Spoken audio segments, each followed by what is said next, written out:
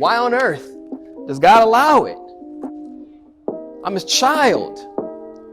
It'd be very easy for him through his providence to remove from me any situation that may hurt. Just move it out of the way. You're all powerful. You run the universe. Just move it out of the way. Book of Judges, chapter 3. Now these are the nations which the Lord left that he might test Israel by them. That is, all who had not known any of the wars in Canaan. This was only so that the generations of the children of Israel might be taught to know war, at least those who had not formerly known it. When the children of Israel came into the land that they needed to possess, God left hostile nations there purposely, by design. They come out of Egypt. They experience the supernatural wonders of God, the 10 plagues. They're chased down by the Egyptian army. God opens the Red Sea. They walk through it. They watch the sea envelop the army that's chasing them. Pillar of fire by night, cloud of smoke by day, manna coming from the heavens. All these great miracles, and around in the wilderness for 40 years, and ground opening up and swallowing people before Mount Sinai, and 10 commandments. And they go through all these headaches and pains and highs and lows. And then they get into the promised land, and you just would think, we got home. Let's kick our feet up. We're here now. We made it. Land of milk and honey. Yes. And then they get there, and what do they find out? God says, no, there's hostile nations here that I left here just for you. Welcome home. Here you go. Why did he leave them?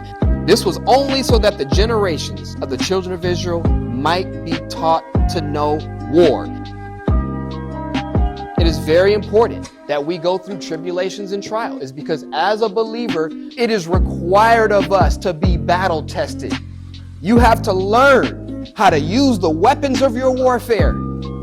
It will teach you how to pray, how to believe, how to stand in faith, how to bite down and stay your behind in the pocket.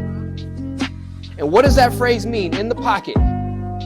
It's a boxing term. The best boxers that ever lived, the Sugar Ray Robinsons, the Muhammad Ali's, Floyd Mayweather, every boxer would tell you, no matter how slick and no matter how fast, there's a point in your career where you come up against that fighter in that situation where you get locked in the corner, or you get trapped, or maybe that guy is just tenacious. And Andre Ward put it this way: there's a point where every fighter has to bite down on that mouthpiece.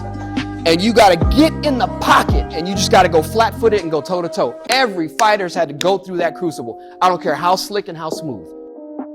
And as a believer, the Bible says tribulation's coming. God will allow it to come into our lives because we have to learn to stay our butts in the pocket and battle that thing out.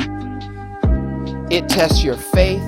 It grows you. It teaches you patience. It teaches you experience. It builds character. It provides hope. You start winning those battles that you go through and coming out on the other side. Then when you face another one, all of a sudden your faith is built. David saw Goliath across the field and said, wait a minute. God delivered me from the hand of the bear and the lion. I'm ready for this one now. And watch this, not just you. It helps others. Go to Ephesians chapter 3 and verse 13. Therefore, I ask you that you do not lose heart at my tribulations for you, which is your glory. The tribulation that you're experiencing, not only does it make you stronger, but it is effectively making the rest of us stronger. I am benefiting from your tribulation. You're benefiting from mine. How's that possible? Jesus explains. Luke chapter 8, verse 40.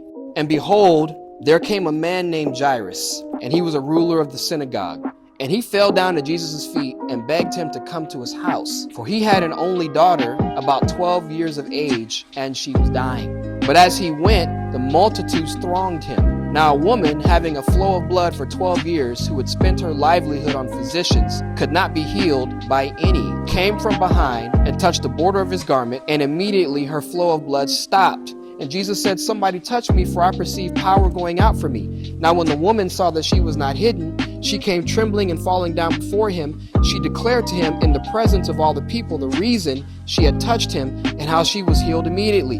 And he said to her, daughter, be of good cheer. Your faith has made you well. Go in peace. We're very familiar with that story.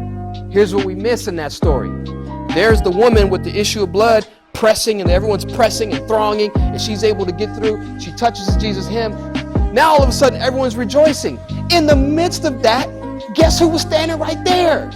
Jairus. Jairus had approached Jesus first. They were on the way to his daughter's house when the issue of blood miracle happened. Jairus saw it. He literally saw it. If he did that for her, he gonna do this for me. Her suffering and her getting the triumph in that suffering was for his glory and everybody else that was around. If there's an issue you're going through, and I don't care what it is, it's not just for you. Is it going to build your character? Yes. Is it going to take you to the next level? Yes. But as Paul said, my tribulations are for your glory as well.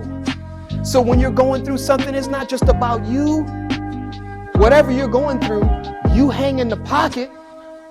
You use the tools of warfare.